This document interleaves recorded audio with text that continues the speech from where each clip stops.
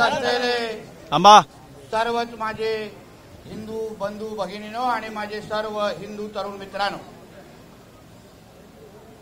आज जे आपण सगळेजण इथे जमलेलो आहे, मीही जे इथे आपल्याला भेटण्यासाठी आणि इथे संवाद साधण्यासाठी जो आलेलो आहे, ते कुठला पक्षाचा आमदार म्हणून नाही, कुठलाही पक्षाचा कार्यकर्ता म्हणून नाही, पण एक हिंदू म्हणून तुमच्या बरोबर तुम्हाला ताकद देण्यासाठी इथे आलेलो आहे. जय श्रीराम, जय श्रीराम. फक्त मीच आगे वाढायचं आणि मागे काहीच व्हायचं नाही का? आम्ही काय करतो, फक्त या घोषणा देत बसायच्या, भगवे झेंडे हातात घेऊन बसायचं आणि कुठलीही घटना जेव्हा घडते, माझ्या हिंदू मुलीला तिच्या आई वडिलांकडून घेऊन जाऊन तिचं आयुष्य बर्बाद केलं जातं, तेव्हा कोण आगे बढो पिछे बढो असे काही घोषणा देत असताना दिसत नाही. ते एक म्हण चांगली आहे, छत्रपती शिवाजी महाराजांनी जन्म घ्यावं पण शेजारच्या घरी. आम्ही काय करणार नाही, आम्ही फक्त असे मोर्चे काढत बसणार, आम्ही फक्त मागण्या करत बसणार, आम्ही फक्त एक दिवसासाठी आम्ही थांबणार की काही ना काहीतरी वरतून पडावं आणि कोण ना कोणतरी येऊन हिंदूंचं संरक्षण करावं. बाकी आम्ही काहीच स्वतःच्या हाताने करणार नाही. बरोबर आहे ना? बरोबर पण बोलताय, आश्चर्य वाटलं पाहिजे. आज काय चाललंय तुमच्या उल्हासनगरमध्ये? कोणाची हिंमत वाढत चाललेली आहे? ही सगळी जी माहिती आता माझ्या अगोदर मान्यवरांनी दिली, हे काय तुम्हाला माहित नाही? कोण करतंय, कुठल्या मोहल्ल्यामध्ये होतंय, कुठला अधिकारी कोणाला मदत करतोय, कुठला जिहादी भडवा येऊन इथे मस्ती करतोय, तुम्हाला कोणा माहित नाही?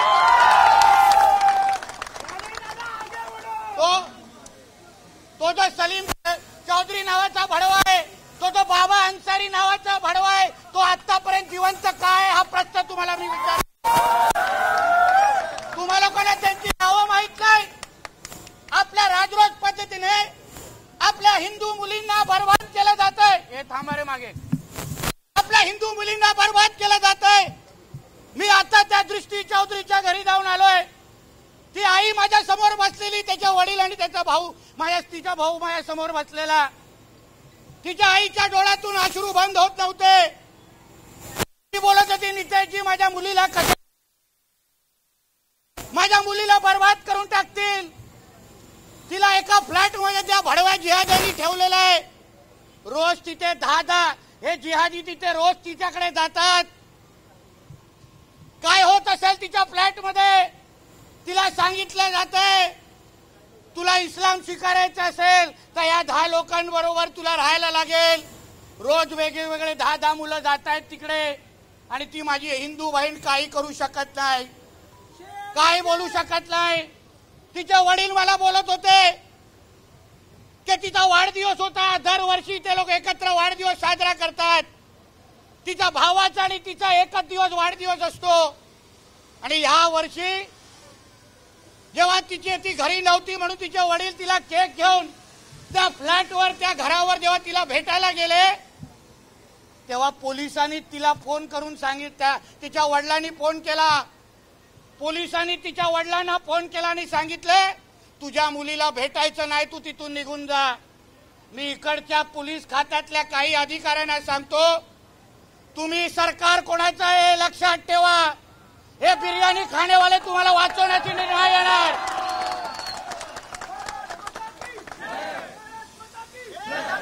हे बाबा थांब जरा, सगळी हवा आत्ताच नको, मी गेल्यानंतर काहीतरी जलवा दाखवा.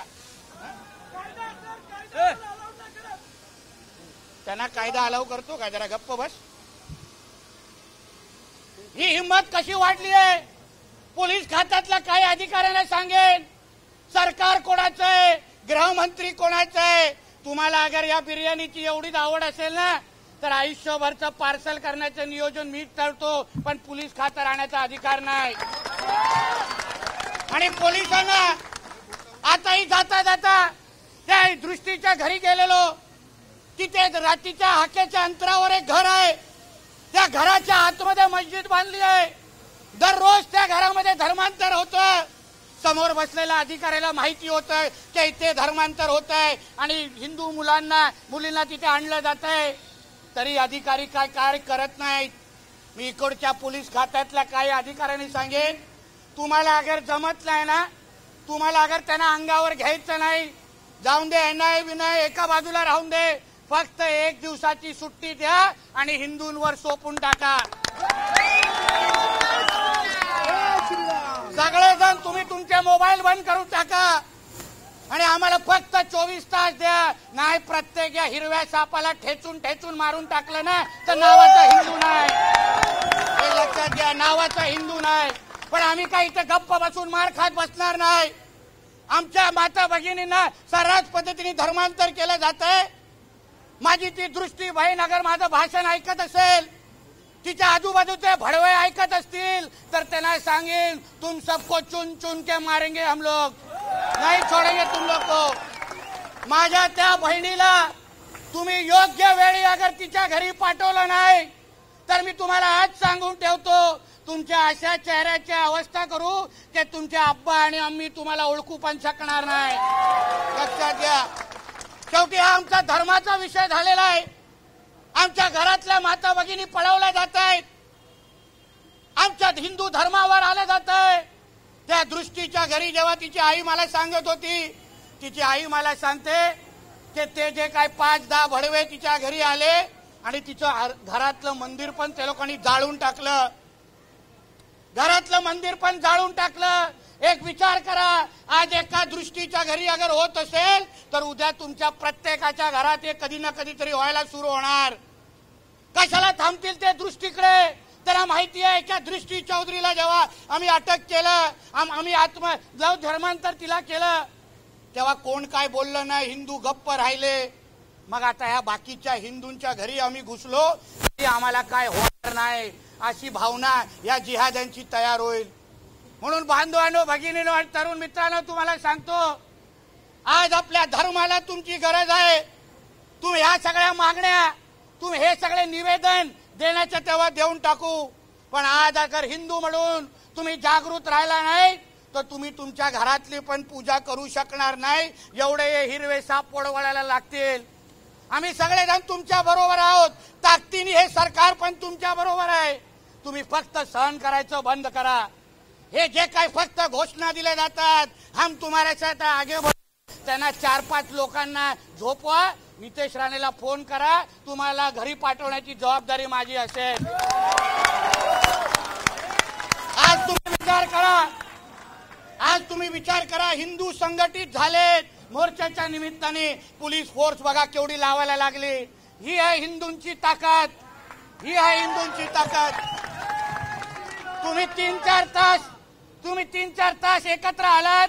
हे बघा, पोलिसांची हवा सगळ्यांची टाईट झालेली आहे.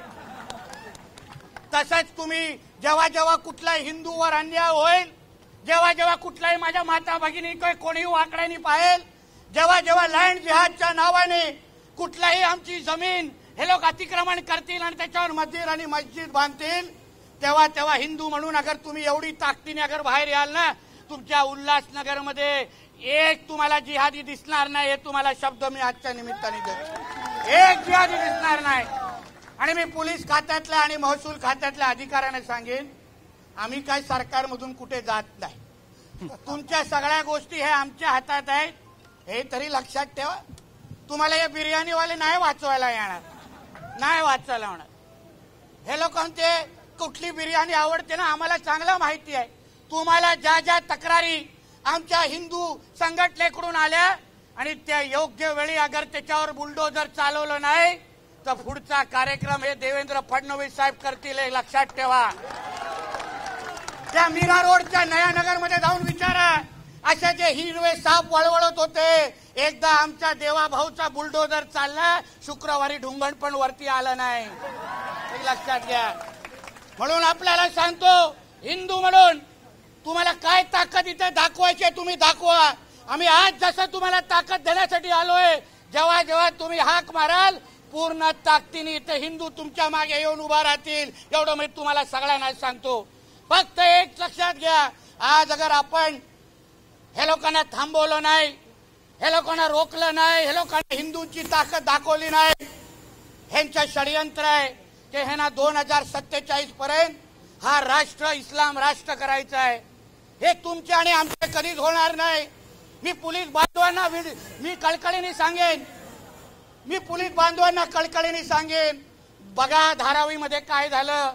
जेव्हा आमच्या अरविंद नावाचा आमचा हिंदुत्ववादी कार्यकर्ता त्यांनी जेव्हा ह्या लँड जिहादचा विषय उचलला, जेव्हा तिकडच्या जिहाद्यांनी त्याला मारून टाकलं आणि त्याच्या जेव्हा अंत्यसंस्कारची यात्रा चालवत होती, तेव्हा ह्या जिहाद्यांनी पोलिसांवरची पण दगड मारले आणि त्यांची डोकी फोडलेली आहेत. हे तुमचे कधीच होणार नाही. आझाद मैदानला काही वर्ष अगोदर काय झालेलं, तिथे त्या रजा अकॅडमीचा मोर्चा निघालेला आणि त्या मोर्चामध्ये या जिहादी एवढे आक्रमक झाले की तिकडे पोलिसांच्या आणि महिला पोलिसांच्या वर हे लोकांनी हल्ले केले. काही लोकांचे कपडे फाडले, काही लोकांच्या पॅन्टी पण उतरवला. या जिहादी हे तुमचे कधीच होणार नाही. अहो, त्यांच्या इस्लाम मध्ये लिहिलेलं आहे की मी माझ्या धर्माच्या शिवाय कोणालाही मानणार नाही. जेव्हा त्यांच्या धर्माची गोष्ट येईल तेव्हा ते तुम्हाला कोणालाही मोजणार नाही, एक लक्षात ठेवा. म्हणून तुमच्यापेक्षा त्यांचा धर्म महत्वाचा नाही, म्हणून त्यांच्यापेक्षा तुम्ही तुमचा हिंदू धर्म मोठा ठरवू नका, हे तुम्हाला सगळ्या जणांना आम्ही सांगतो. बघा काल नाशिकमध्ये काय झालं. आपल्या अशाच हिंदू सकल मोर्चा निघालेला, हे हिरवे वळवळायला लागले.